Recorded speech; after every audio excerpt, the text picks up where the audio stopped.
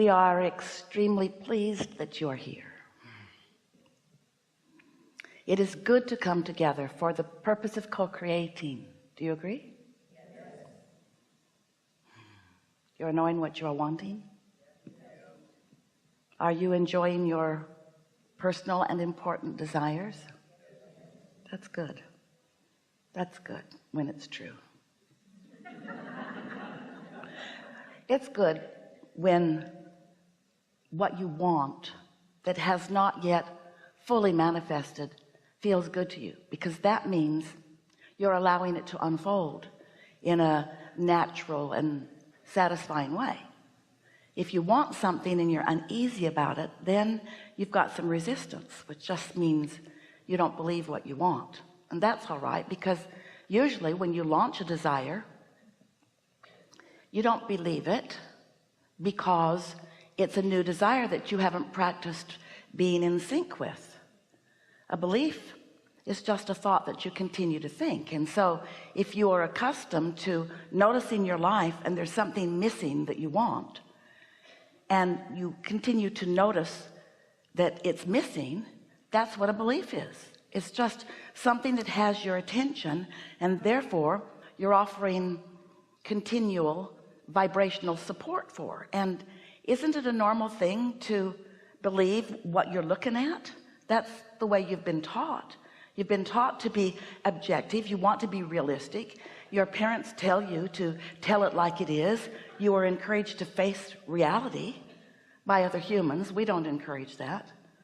We don't encourage a facing of reality or an accepting of reality or a continuing practicing of the thoughts of reality, meaning the way you mean reality is manifestations as they now are, because by you looking at what is and continuing therefore the vibrational trend of what is, it can't change. It just continues to be the same. Things are always changing. We want to be clear about that, but they change to more of the same because you get what you think about. So if you're thinking about what is, then you're regurgitating, recreating more of what is. And maybe you want it different, which means you've got to offer a different vibration, which means you got to find some way of offering your vibration other than by just observing and having a knee-jerk response to something. That's what most do. We love you so much, but that's really the lazy way.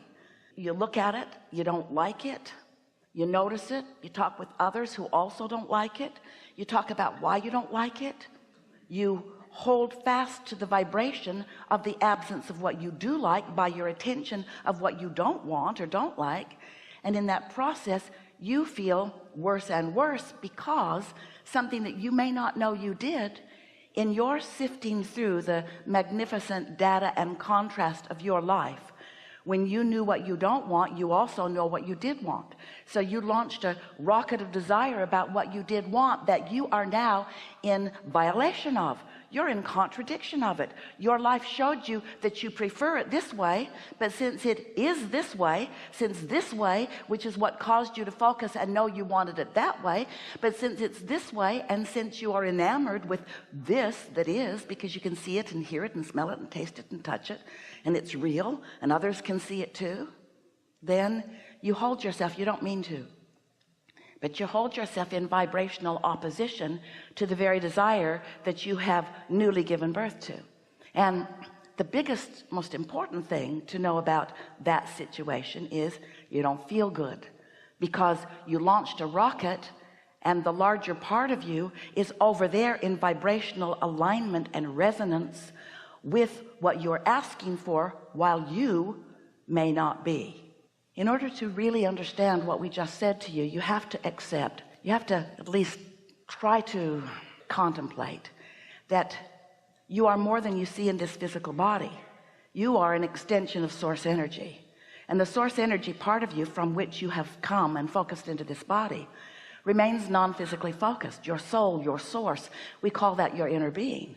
So your inner being, when you in your humanness, we love you so much, sift and sort and launch new rockets of desire, new preferences, what happens is your inner being moves immediately in the direction of that new preference. And so there is therefore a potential of there being a vibrational split between you and you who's still focusing on what is, and your inner being who's focusing upon the new intention, the new desire, the newfound vibration. So then what happens as you have launched this new desire and the larger part of you is focused upon the new desire?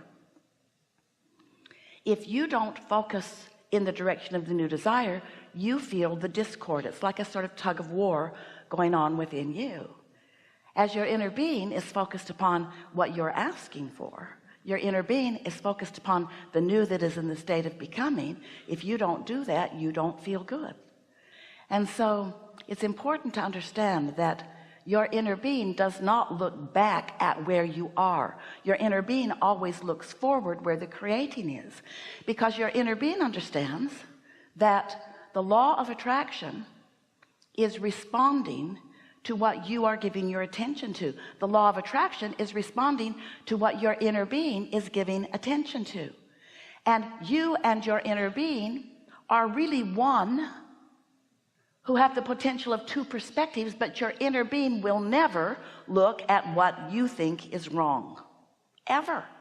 So when you do, you cause an unnecessary vibrational split or discord or resistance within you, and that's what negative emotion is.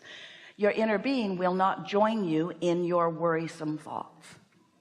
So once you understand that, and you understand that you are constantly having new exposure to new life, which is causing you to launch new rockets, and that your inner being is focused upon those new rockets of desire, and that the law of attraction is responding to this powerful focus of your inner being. Now think about what that means. Your inner being, this source that is really who you are, is now focused on your behalf on what you want. How wonderful is that? And the law of attraction is responding to every vibration and every source of vibration.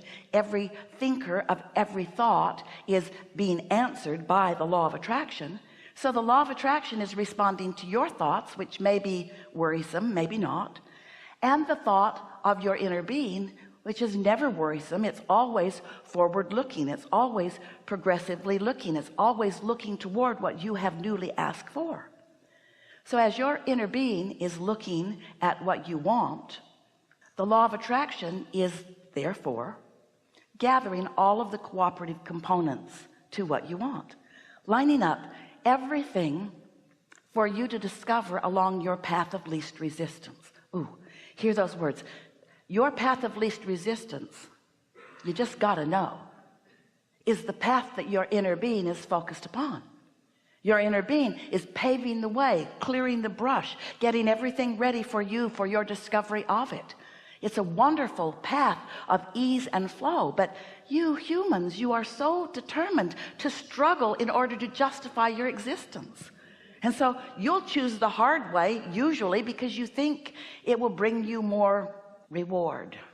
You ought to know by the way it feels, it's not rewarding you.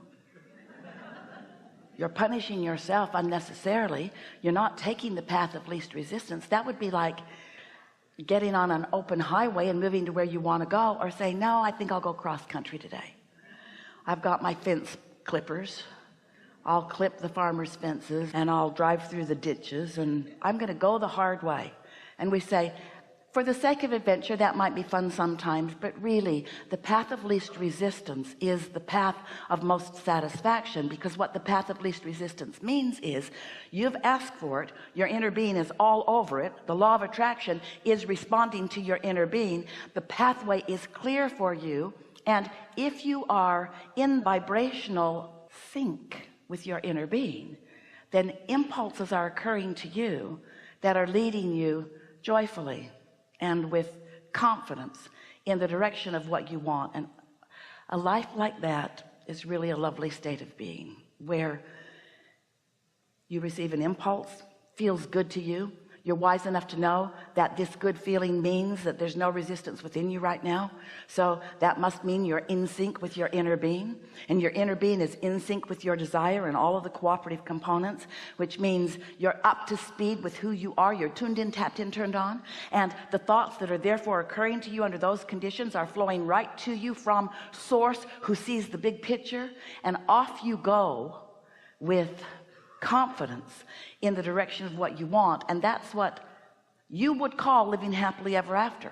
It's what we call deliberate creation. It's what we call being who you really are, doing what you came to do. It's what we call you understanding the laws of the universe, you understanding who your inner being is, you understanding your relationship with your inner being, you understanding what your emotional guidance system is, you caring about the way you feel, and here it is, most important of all, you not beating up on yourself for where you are, but instead satisfied with where you are as you are eager about where you're going. No regrets, no justification, no defensiveness, no explanation about where you are. Oh, inner being, thank you for holding the vision of where I want to be, but I think I will just stay over here beating up on myself a little while longer because I didn't get there sooner, or because I didn't know about it sooner, or because I have habits of thought that are in my way.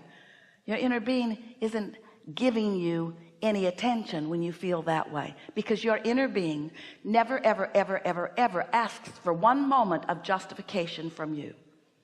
And when you are justifying or defending or rationalizing, then you're looking at what you don't want and trying to explain why you're where you don't want to be. And since your inner being never does that with you, then you're someplace your inner being is not.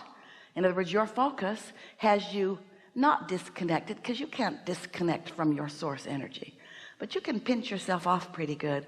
And when you do, you don't feel very good, do you?